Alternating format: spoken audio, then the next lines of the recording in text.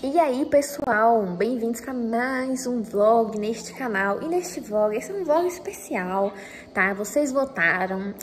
Como vocês viram aí no título, neste vlog eu vou ler como a Lisa Simpson. Vocês provavelmente devem estar escutando a minha cachorra resmungando, porque a Safira tá bem aqui debaixo, né, Safira? E ela é resmungona. Enfim, no vlog de hoje eu vou ler como Lisa Simpson. E vocês votaram lá no Instagram que queriam esse vídeo em formato de vlog. E eu estou aqui dando início porque nós vamos ler A Redoma de Vidro, da Sylvia Plath. Uhul! Eu tive essa ideia, assim, de ler algo que alguma pessoa indicou. E aí eu pensei assim, quem? E aí eu lembrei da Lisa. Porque, gente, eu amo Simpsons. Tipo assim, a coisa que eu mais assisto é Simpsons. E a Lisa é uma personagem que lê bastante. E aí eu peguei e fui lá ver, assim, né, na internet, os livros que ela já leu nas séries e tudo mais. E o bom é que, assim, tinha livros lá que eu já queria ler, outros livros que eu não conhecia. Eu resolvi começar por este daqui, né, porque ele já tá aqui, eu comprei ele pra isso, e ele é um livro mais curto.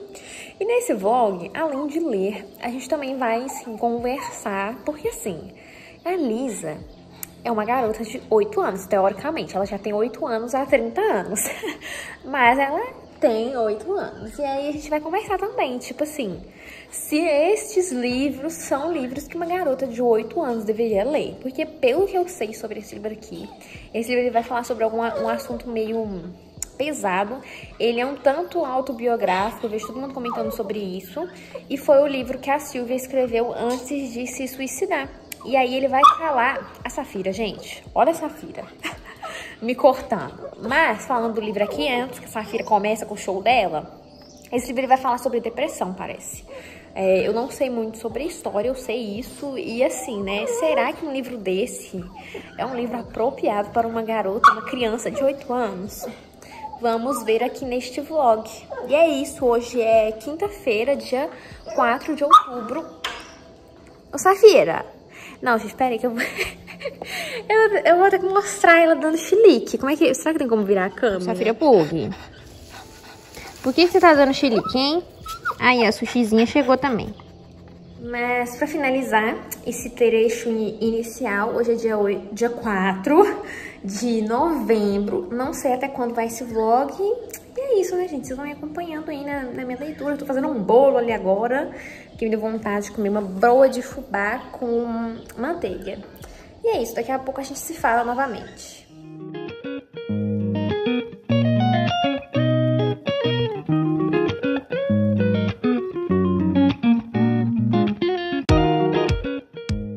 Gente, eu tô aqui lendo.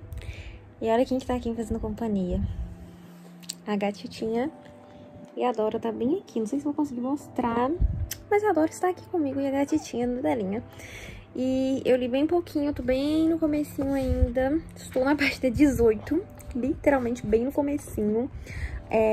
Ainda não sei muito bem sobre o que se trata, mas a princípio a gente tem aqui a nossa protagonista, que eu esqueci o nome dela. Oh, gente, é a minha cara, mas eu esqueci o nome dela. Ela tá fazendo uma espécie de estágio, intercâmbio, não sei, em Nova York. Ela recebeu uma bolsa com tudo pago e tá ali passando um tempo. E logo de cara, assim, no começo da história, a protagonista, né, que é ela que tá narrando pra gente, fala sobre algumas coisas, assim, a gente vê que tem alguma coisa de errado com ela. Ela mesma fala, assim, né, que não tá se sentindo muito normal, que não tá se sentindo muito bem. E é isso por enquanto, assim, sabe? Ainda não sei o que pensar sobre a história, porque, né, 18 páginas, gente, 18 páginas. Não dá pra ter tantas impressões, mas, por enquanto, assim, eu acho que eu vou gostar dessa protagonista. Ela é bem divertida em alguns momentos, tem algumas opiniões bem... Como é que eu posso dizer, assim? Bem certeiras, bem informadas, opiniões bem informadas. E é isso. Vou continuar lendo aqui e depois a gente conversa mais sobre o livro. Ainda não sei o que comentar a respeito de Lisa Simpson. E é isso, né? Vamos ver como é que vai ser essa leitura. Então, gente, hoje é dia 7. Já se passaram aí alguns dias, sei lá, uns 2 dias desde que eu comecei o vlog. E eu já tenho algumas impressões a comentar. Hein, gente, se você estiver escutando barulho, é meus hamsters, tá? Eles estão brincando ali na rodinha e vai fazer barulho. Mas enfim, eu já li um cadinho, já marquei aqui algumas coisas, ó. Como vocês podem ver, eu estou na página 88, tá? No capítulo 6. E aconteceu um negócio aqui que eu preciso comentar sobre esse livro, tá?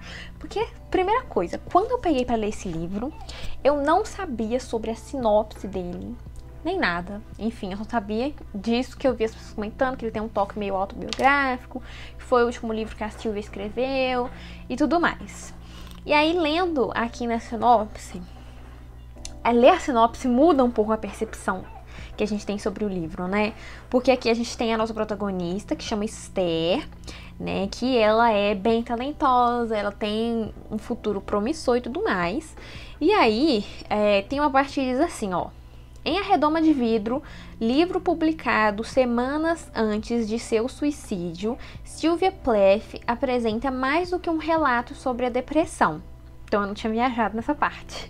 É também um retrato do amadurecimento, da descoberta sexual e do papel da mulher na sociedade. E aí, quando você lê isso daqui, você tem, nossa, a percepção que você tem sobre o livro, sobre a Esther, sobre as coisas que ela vai contando, muda.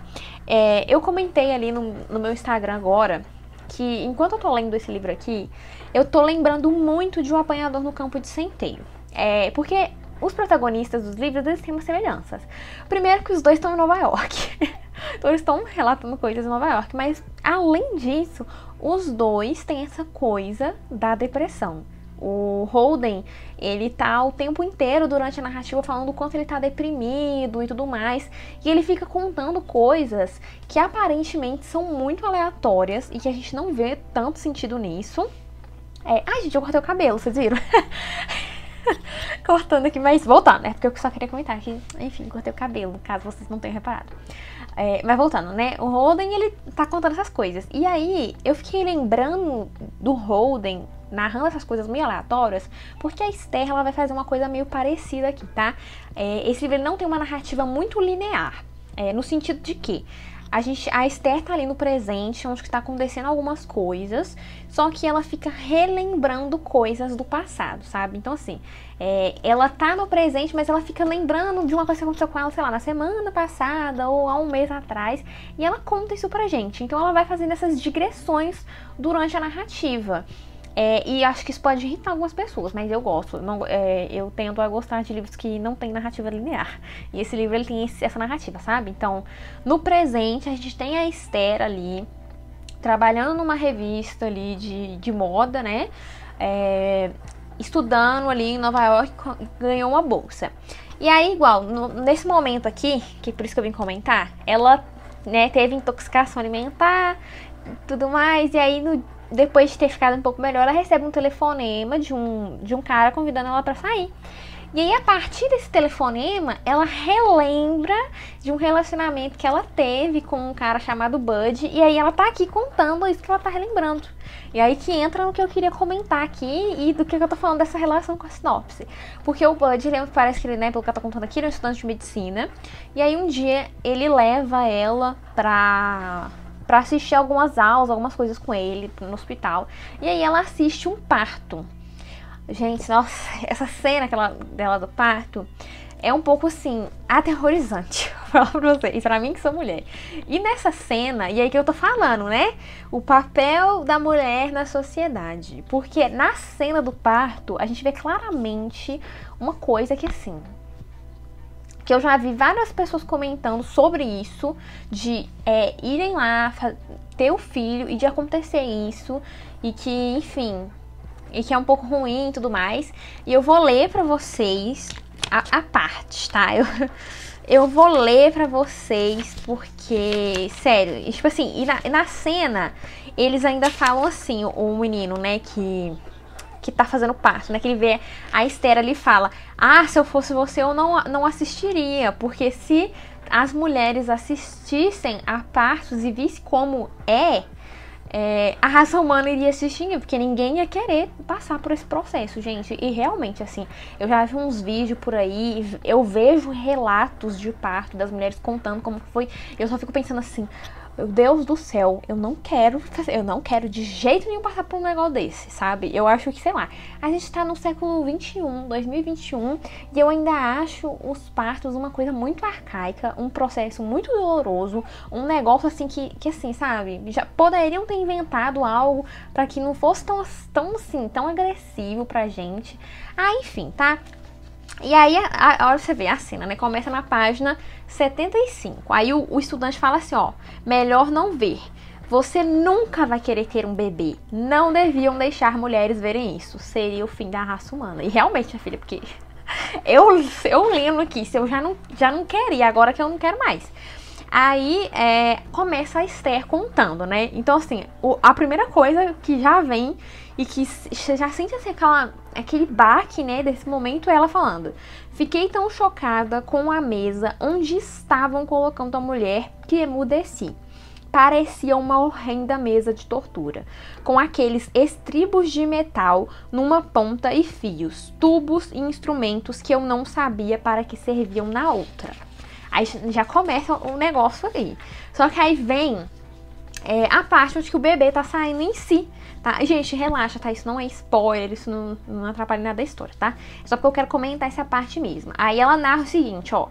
Achei que... Porque o Bud, né, ele conta que durante o parto, a mulher, ela foi drogada... E para que ela esquecesse dessa dor horrorosa que ela tá sentindo, desse momento tão horrível, sabe? Que eles deram esse remédio pra ela voltar pra casa depois e não lembrar disso, né? E aí, assim, já começa aí também, né? Nessa parte aí já não dá. Aí ela fala assim, ó. Achei que aquele era o tipo de droga que só um homem podia ter inventado. E realmente, né? Pra ter esse nível, assim, de tipo assim, de... Olha aqui, você tá tendo um parto, vai ser um momento horroroso, você vai morrer de dor, mas a gente vai te dar um negócio aqui pra você não lembrar mais, pra depois você arrumar mais menino e voltar aqui depois. Que maravilha. Aí depois ela continua. Ali estava uma mulher passando por um grande tormento que não gemeria daquele jeito se não estivesse, obviamente, sentindo cada espasmo de dor. E ela voltaria para casa e faria outro bebê, porque a droga faria esquecer de como a dor tinha sido terrível. Tudo isso enquanto numa parte secreta de seu corpo, aquele corredor de aflição continuaria à sua espera, longo, escuro, sem portas nem janela, pronto para abrir-se e devorá-la mais uma vez. Não precisa falar mais nada, né? Não precisa falar mais nada. E aí depois vem uma coisa mais aterrorizante pra mim ainda, entendeu? É tudo muito aterrorizante. Essa pra mim foi a cena mais aterrorizante do livro, e nem é um livro de terror. Aí depois vem assim, ó, falando que, né, a cabeça do bebê começa a aparecer. Só que aí a cabeça dá uma entalada ali por algum motivo, enfim, né? E aí o que os caras pegam e faz? O médico ali e o estudante. Eles cortam, tipo assim, corta. Sabe? Eles cortam lá. Pra criança sair. E aí já é aterrorizante, entendeu? Aí a Esther fala assim, ó. Ouvi a tesoura fechar-se sobre a pele da mulher, como sob um tecido, e o sangue começou a escorrer, de um vermelho vivo e brilhante. Então o bebê apareceu para pular para as mãos de Will, azul feito uma ameixa, coberto por um pó branco e banhado em sangue. Pois é, então assim, e além dessa parte aterrorizante, essa parte assim que a gente vê assim, como que um parto é uma coisa dolorosa. Gente, assim, eu sei aí que talvez as pessoas que já pariram, talvez, né, falem assim pra mim, ai, não é isso, enfim, gente, mas assim, não quero passar pela experiência pra saber se realmente é, se realmente não é, né. Acredito assim, esse livro ele foi publicado o quê? Em 1900 bolinha? Não sei. As coisas talvez possam ter mudado, mas, né, às vezes eu vejo uns relatos de parto em 2021 que eu fico assim, nossa, mano, ai, Deus, não quero não, tá? Pode deixar pra lá, pode deixar isso longe de mim, por favor, tá? Mas, enfim, a outra parte, assim, que também me dá esse assombro é que em como a Esther, né, ela, sei lá, ela não falou a idade dela, mas ela deve ter mais ou menos o quê? Uns 18, 19, 20, mais ou menos nessa faixa etária, já que ela tá na faculdade, Só que não sei há quanto tempo ela tá na faculdade, né? Então, assim, tô supondo que ela tem essa idade. Mas o que me choca é o quanto ela também não sabe sobre essas coisas. A gente vê aqui que durante essa narração do parto, ela tá em branco sobre muitas coisas, né? Igual ela fala aqui, o bebê saiu feito roxo, feito uma ameixa, com um pó branco, banhado em sangue. E, sei lá, a gente vê que durante a narrativa, ela desconhece muito sobre isso, sabe? Uma coisa que é um momento ali da mulher. Onde que eu tô querendo chegar com isso tudo que eu tô falando? Eu tô querendo chegar nessa questão de que em como nós mulheres, ainda hoje, às vezes ficamos muito no escuro, não sabemos, e somos condicionadas a não saber sobre coisas de nós mesmas, sobre o nosso corpo, sobre a sexualidade. Você vê que, tipo assim, que a menina tem, sei lá, os seus 20 anos aqui praticamente, e ela desconhece muitas coisas sobre o parto, sabe? Sobre esse momento do qual muitas mulheres irão passar. Enfim, né? O que é uma pena.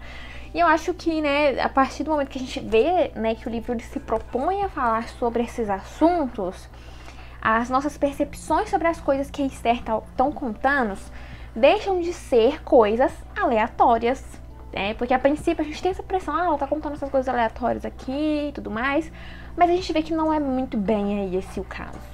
Enfim, era isso que eu queria comentar aqui por enquanto. Eu estou gostando bastante. Como eu disse, ele me lembra muito o Apanhador no Campo de Centeio, e o Apanhador no Campo de Centeio foi um livro que eu gostei muito, então eu também estou gostando muito desse daqui. Gosto da Esther, ela é uma protagonista que a gente gosta, pelo menos eu estou gostando, porque assim, é muito ruim quando a gente tá lendo um livro e o protagonista é insuportável, né? Mas não é este aqui o caso, eu estou gostando bastante. A Esther, ela tem umas opiniões assim, bem pontuais, bem certeiras com algumas coisas. Claro que nem sempre, né, ela tem essas opiniões, às vezes ela faz coisas das quais ela não quer muito fazer, mas, né, quem nunca também não passou por isso.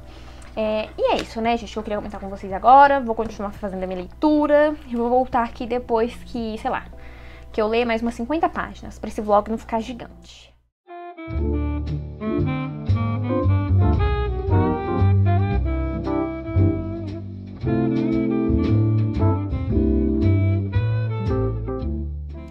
Oi, gente. Vim fazer mais uma tela atualização. Quase que a palavra não saiu. Nossa, a luz aqui tá esquisita, né? Porque o sol tá, tipo assim, bem aqui. Eu tô bem assim, de frente pra janela. Enfim, ignora a minha cara. Aí, ó, agora que foi. Isso.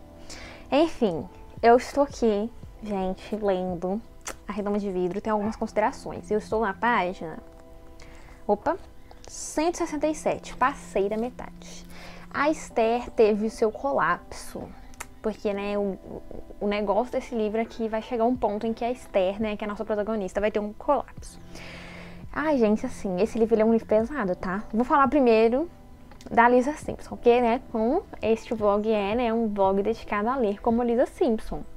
E, gente, esse livro aqui definitivamente não é um livro para uma criança de 8 anos ler, sabe? Uma criança de 8 anos normal mal teria interesse nisso daqui, ou entenderia as coisas que estão se passando aqui. E mesmo se entendesse, são coisas muito pesadas para uma criança de 8 anos.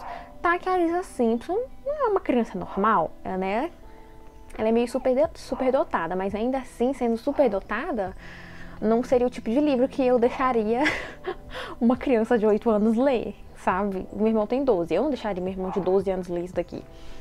Enfim, né? Mas enfim, não vou problematizar demais porque a Lisa Simpson nem existe, né? Tipo, é uma personagem fictícia. Mas eu entendo assim, a Lisa até, ela deve gostar desse livro, né? Tipo, porque fala muito dela aqui.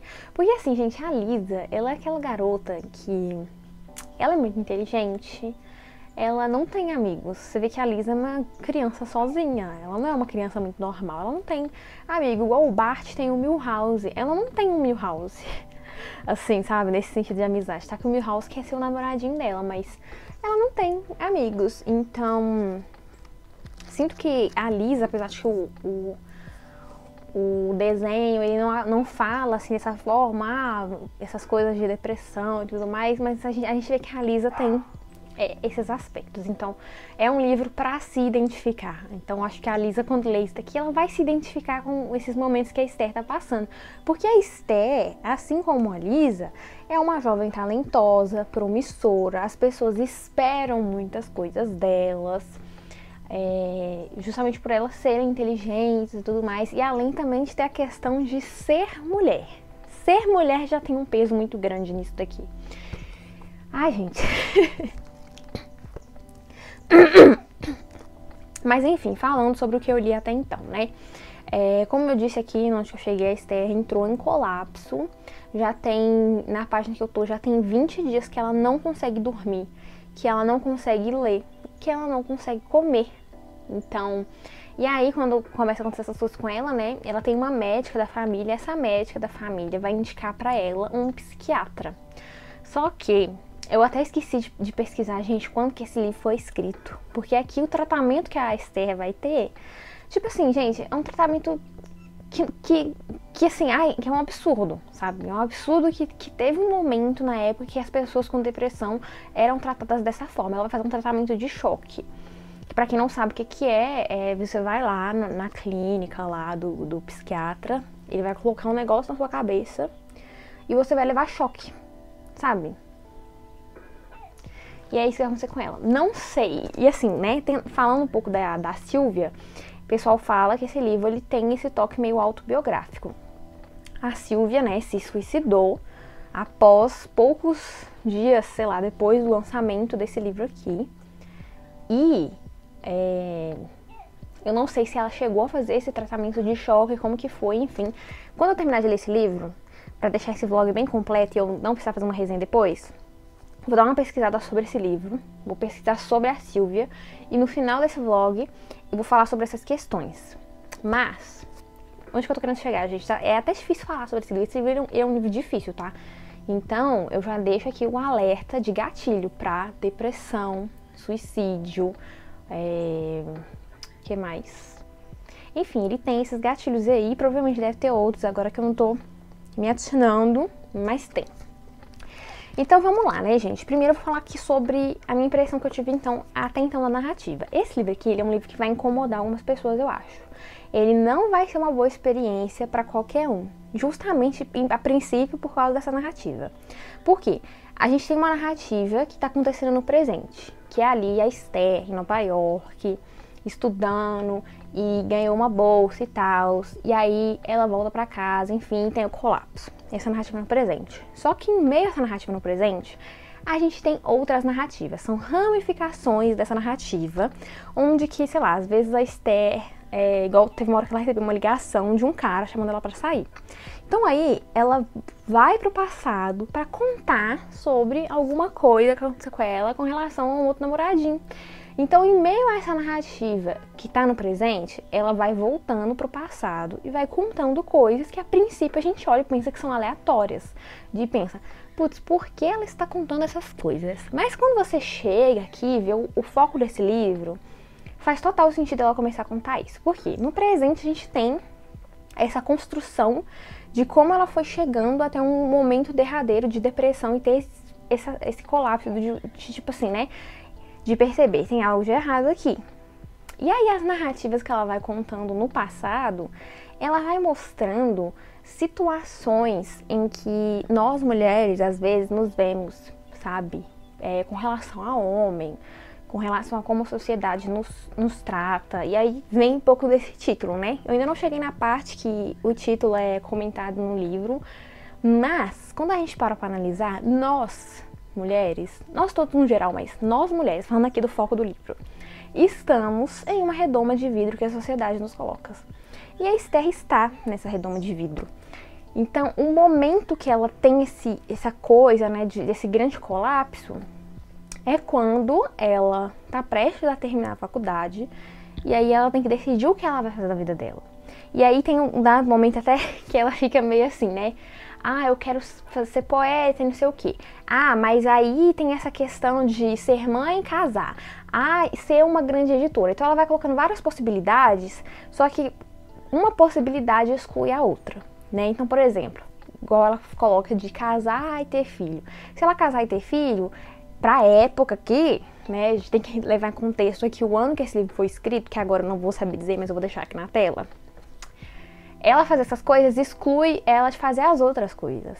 Então, assim, e aí ela começa a pensar demais nessas coisas, vai tendo esse colapso. Porque o que se espera de uma mulher, a gente sabe, né, que em sociedades, todos nós, não só as mulheres, homens, também crianças, enfim, nós temos papéis que são pré-definidos. E aí a Esther, ela se depara com esses padrões esperados, né?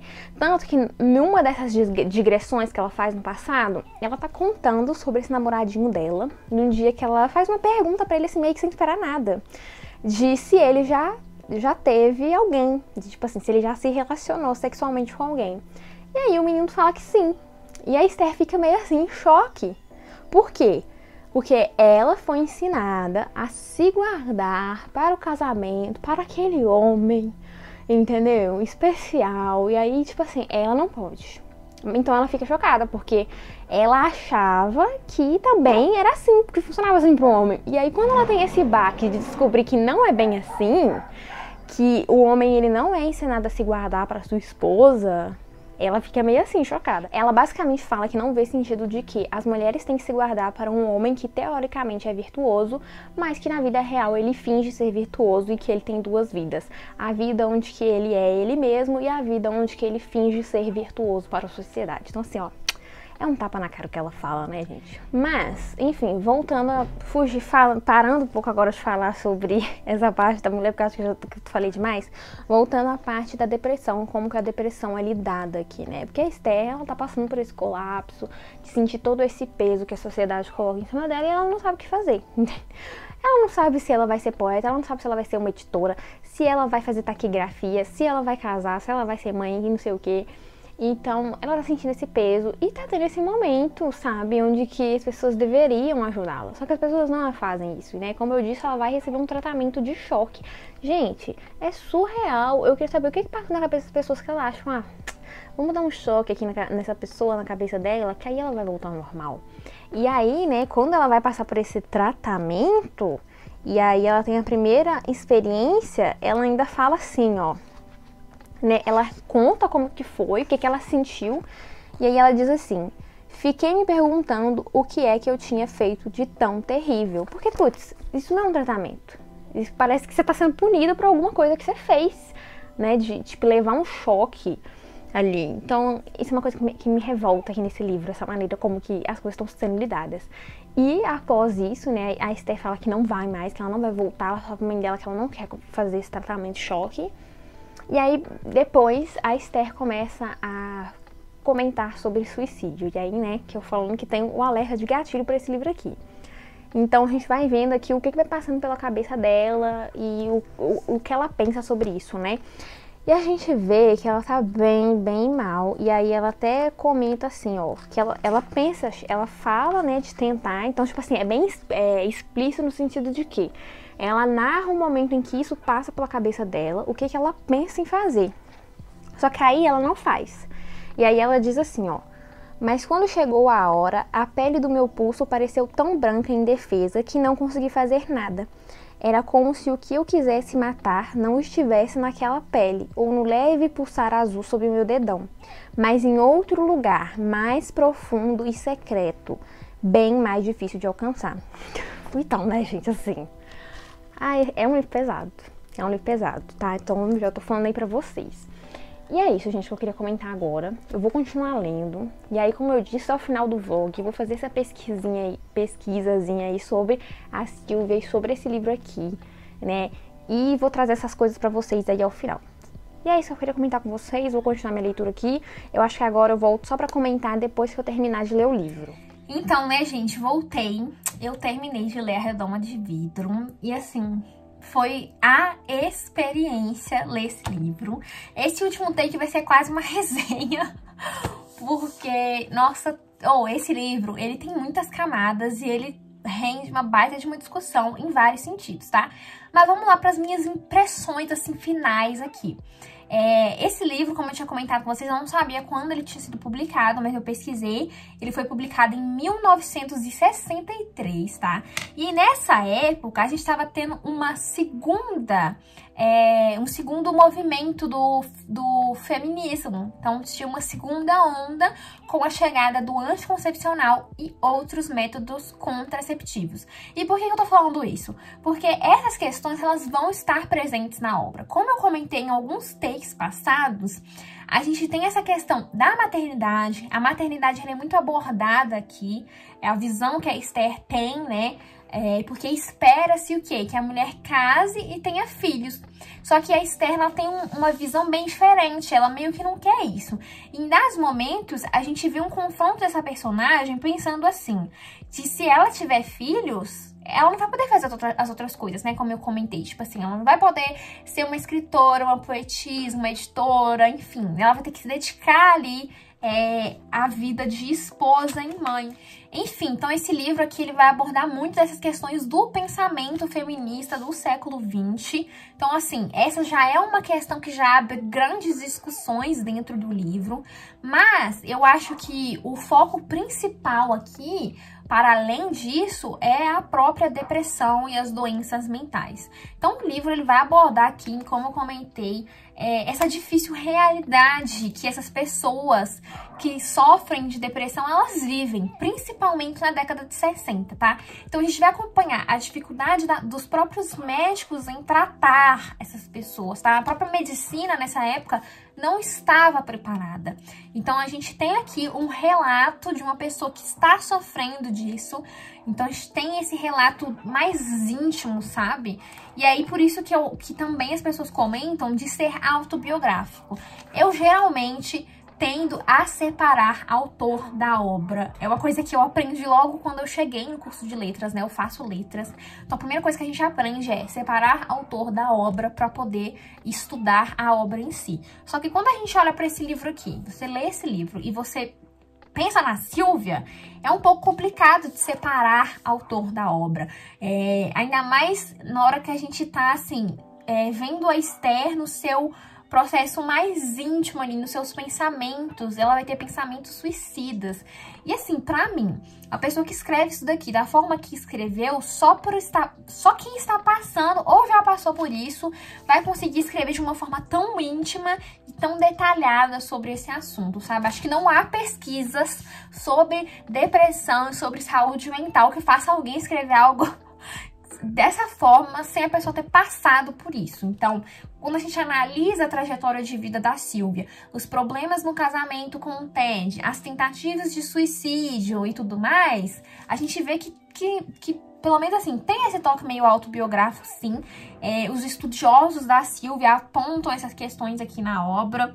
Então, não dá, sabe, pra separar o autor da obra aqui, nesse caso, tá? Porque pra mim, quando eu vou ler um livro, eu tô mais preocupada com o livro em si. Pouco me importa pra mim quem é o autor, o que aconteceu na vida dele, né? É muito aquilo que o Roland Barthes diz sobre matar o autor. Ele tem um texto chamado A Morte do Autor, que ele fala sobre fazer essa separação, que pouco importa o que o autor quer dizer, sabe? Recomendo fortemente a leitura, tá? É maravilhosa. Mas falando sobre o livro, um outro ponto sobre esse livro, assim, é que a escrita, tá? Esse livro, ele tem uma escrita muito fluida, muito rápida. A Esther, ela é uma personagem bem cínica, então em dados momentos a gente vai ter uma diversãozinha sim, tá? Mas ele é um livro difícil. Eu acho que esse livro ele não vai ser um livro pra qualquer pessoa.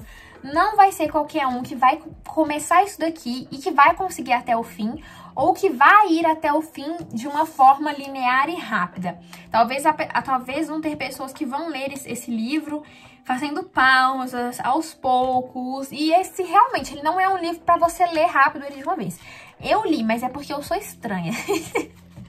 Eu sou estranha, acho que a faculdade de letras, ela não me deixa sentir as coisas da mesma forma mais. Então eu sou estranha, eu li ele bem rápido, acho que eu li ele uns 4 dias assim, tá? Mas é assim, se você é uma pessoa mais sensível, eu não recomendo que você vá de cabeça, assim, nele tão rápido. Que você vá lendo ele aos poucos, com cuidado, tá? E aquilo, como eu disse, tem alerta de gatilhos. Ele tem esse alerta de gatilhos porque em dados momentos ele vai ser bem explícito. Como eu disse, quem tá narrando a história é Esther. Então, em dados momentos, ela vai começar a ter pensamentos suicidas. E ela vai começar a contar das tentativas dela, desses atentados à própria vida dela, né? E eu tava lendo um texto ontem sobre esse livro, que ele faz uma análise da obra a partir do pensamento do Arthur Schopenhauer, que ele é um filósofo, né, tido como pessimista. Ele vai apresentar algumas visões da vida que bem parecidas com as visões que a Esther coloca. E aí, esse artigo, ele aborda uma questão da Esther ver a morte como uma forma de solução para aquilo que ela tá sentindo, para aquilo que ela tá passando. Então, o texto que eu li, ele vai abordar um pouco disso, né? Se vocês quiserem, eu posso deixar o título aqui embaixo para vocês procurarem, mas enfim, né? E aqui, né, como eu tava comentando com vocês antes, a gente vai ter essa trajetória dessa jovem mulher que ela tem uma vida bem promissora. E em dado momento, a gente vê assim que ela foi bem privilegiada, né? Porque, como eu disse, esse livro aqui, ó, década de 60. Naquela época, não era tão comum as mulheres na universidade. As universidades eram separadas, haviam faculdades de homens e faculdades de mulheres. E a Esther, ela é privilegiada no sentido de que ela tem a oportunidade de estudo, ela ganha uma bolsa para estudar, ela consegue um estágio em Nova York durante as férias. Só que eu também acho interessante que, mesmo que tenha isso tudo, ela tem uma carreira bem promissora. A gente vê que essas coisas não vão impedir que alguém entre em depressão, porque as pessoas às vezes têm essa visão, né? Tipo assim, você aí com a sua vida perfeita, igual ela aqui, com todas essas oportunidades. Algumas pessoas acham que, assim, que essa pessoa não tem desculpa pra ter depressão. Então eu acho interessante isso também, porque mostra que, assim, pode acontecer com qualquer um. E as coisas aqui vão começar a desandar pra ela quando ela volta pra casa, quando ela termina esse estágio, tá? Então, como eu disse, a gente tem essa narrativa, eu falei que ela não era linear, né? Mas ela tem a sua linearidade sim, só que com digressões. E aí, a gente vai vendo que logo no começo do livro a Esther já não tá bem. Só que essa questão dela mental, ela vai se degradando com o passar da narrativa e tem uma piora quando ela volta pra casa, tá? Então, quando ela chega em casa, as coisas desandam e aí ela começa a ter esses pensamentos. E aí a gente vai vendo as mudanças pelas quais a Esther vai passando. Que a pessoa que tá aqui no começo do livro já não é a mesma que tá aqui na metade do livro, né? Conforme ela vai tendo percepções sobre a vida dela e quando ela percebe que ela tá dentro de uma redoma de vidro. Eu falei, gente, esse take vai ser quase uma resenha. E daí, explicando o título, né? Vem dessa metáfora que a própria protagonista cria. Ela diz que ela tá numa redoma de vidro. E o título original é The Belger, que essa redoma, ela sabe aquela rosa da Bela e a Fera, que vem num negócio assim, e dentro tem a rosa? Então, é mais ou menos esse tipo de redoma que ela se sente aprisionada. E é uma redoma que ela vai cada vez se estreitando mais, e ela vai se sentindo mais presa ali dentro, tá? Então, daí que vem essa questão do título, e quando ela faz essa metáfora, é bem bonito. Tem até aqui atrás o trecho, ó, vou ler pra vocês. Não teria feito a menor diferença se ela tivesse me dado uma passagem para a Europa ou um cruzeiro ao redor do mundo, porque onde quer que eu estivesse, fosse o convés de um navio, um café parisiense ou Bangkok, estaria sempre sob a mesma redoma de vidro, sendo lentamente cozida em meu próprio ar viciado. Precisa falar mais alguma coisa? Não precisa, né? Então é isso, né? Aí chega a certo momento, a Esther começa a ter esses pensamentos que vão flertar com a morte e mais os eventos traumáticos, né? Então essas digressões que ela vai fazendo são de eventos que aconteceram com ela, que vão marcando ela de certa forma, que vão aprendendo cada vez mais dentro dessa redoma que ela tá dentro, né? Só que aí até chega certo momento em que ela vai, né, tentar, e aí ela vai acabar sendo enviada para uma clínica. Então a gente também vai ver esse lado dos tratamentos que as pessoas faziam nessa época para as pessoas com doença mental, né, tipo depressão, tudo mais. Então ela conta a experiência dentro de um hospital público e dentro de uma clínica particular. E a gente vê que em ambos os locais o tratamento não é tão bom assim, né? Tem uns poréns, ou esse negócio do tratamento de choque, gente. Eu nem vou falar nada, tá? Mas assim, quando ela narra a parte dela estar no hospital estadual, é bem precária a situação ali dentro, sabe? A gente vê que ali, que a situação, se ela ficasse ali, ela não ia, né, melhorar. Mas aí quando ela vai pra clínica particular, ela tem um certo avanço sim, tá? Mas enfim, eu vou comentar muito sobre isso não, tá? Mas enfim, o que eu queria comentar mais sobre esse livro é que a gente vai ter vários pontos de identificação nesse livro. Vai ter várias coisas que você vai se conectar com Esther. Então, como eu disse, tem essa questão do feminismo, tem essa questão da maternidade, a situação da mulher ali na década de 60, que em muitos casos não está diferente de hoje.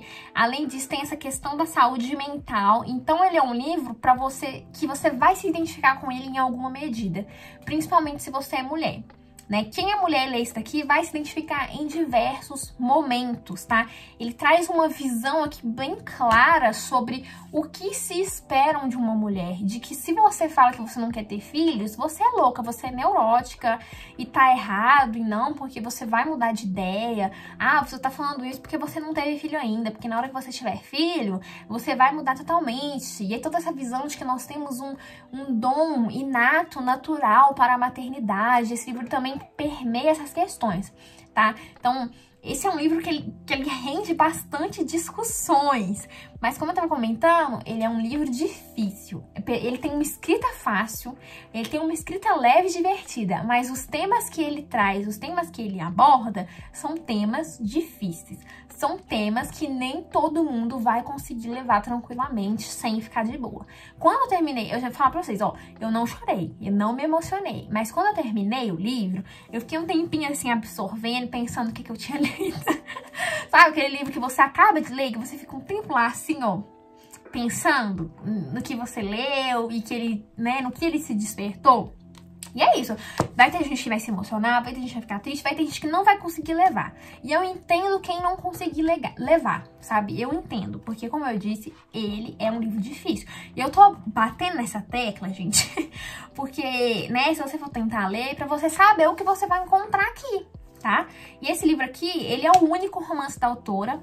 Ela é bem conhecida pelos seus poemas, né? Tem um livro dela famoso que chama Ariel. Se você também é sensível, não procure saber sobre a vida da Silvia, tá? Porque é uma vida bem triste, essa questão, o que aconteceu com ela, o casamento dela, a gente já vê que já tem algumas questões ali com o próprio Ted, né? E é isso, gente, acho que era isso que eu queria comentar, foi a experiência de leitura. Esse é um daqueles livros transformadores, mas esse também é um daqueles livros que uns vão amar, outros vão odiar e outros nem vão conseguir levar até o final. E tudo bem, sabe? Eu entendo o real. Esse é um daqueles livros, assim, que eu sei que não vai ser todo mundo que vai conseguir levar ele, tá? Mas se você conseguir levar, você vai ter a experiência. Mas, gente, assim, Lisa Simpson, né? Como eu falei, eu estou lendo como Lisa Simpson. Cara, falar pra vocês, 8 anos, uma criança normal, real, não iria ler isso daqui. A pessoa nem ia ter interesse, e nem deveria, tá? Ele trata de temas pesados, ele tem descrições bem explícitas, a narradora tem esses pensamentos que flertam com a morte, então, assim, não é um livro pra uma criança de 8 anos ler, não. Tô assim, né, confusa, mas é isso. Mas como eu disse, a questão da identificação e do que a gente vê da Lisa Simpson, ela vai se identificar. É um livro do qual é a Lisa Simpson, sabe? A Esther e a Lisa Simpson, elas têm pontos de identificação muito grandes, né? Pela essa questão que a Lisa, ela é uma personagem com pensamentos feministas. A Lisa, quando a gente vê ela no futuro, ela nunca tem um filho. Quando vocês repararam isso? que quando mostra a Lisa no futuro, quando eles estão fazendo isso, o Bart já tem aquelas 2 crianças, mas a Lisa nunca tem nenhum filho. Ela tá sempre o quê? Estudando e trabalhando e se aperfeiçoando muito mais. Ela é essa jovem promissora, assim como a Esther. Então tem esses pontos de identificação aqui com a própria Lisa Simpson. E é isso, gente. É isso. Acho que podemos fechar aqui o vlog sobre a Redoma de Vidro. Como eu comentei, foi a experiência de leitura. Eu favoritei esse livro, olha só, ele tá cheio de marcações, tá? Foi um livro que funcionou pra mim, mas como eu disse, eu sou estranha. Eu não sinto os livros da mesma forma que a maioria das pessoas sentem. Pra mim foi uma experiência diferente, é um livro que rende muitas discussões, tá? É um livro que dá pra desenvolver vários trabalhos em cima, ao meu lado acadêmico falando, né? Minha filha, quando tava lendo, eu já pensei em várias coisas aqui, né? De pesquisa. E é isso, gente. É um baita de um livrão. É uma obra-prima da Sylvia. E a história da Sylvia é muito triste quando a gente pra pensar. A história do livro é muito triste, mas, vou falar pra vocês, recomendo, tá? Recomendo demais. É um livro maravilhoso, uma escrita maravilhosa. É um livro bem curtinho. Eu gostei demais de fazer essa leitura, tá? Acho que ela vem num momento bom. E é isso, gente, que eu tinha pra comentar, tá? Não vou me alongar mais, porque já tem 16 minutos só esse take, senão esse vlog vai ficar gigante. Mas é isso, gente. Se você gostou do vídeo, não esquece de deixar o seu like, compartilha esse vídeo com seus amigos, isso é muito importante. Comenta aqui pra mim se você já leu ou se você tem interesse de ler. Se você também gosta da Lisa Simpson, igual eu gosto, vamos trocar aqui figurinhas aqui embaixo, tá? Se você leu, comenta aqui pra mim as suas impressões com relação a esse livro, o que você achou, se você teve dificuldade pra levar ele, ou enfim, me conta aí sua experiência de leitura. E é isso, pessoal. Espero que vocês tenham gostado. Beijos e até o próximo vídeo.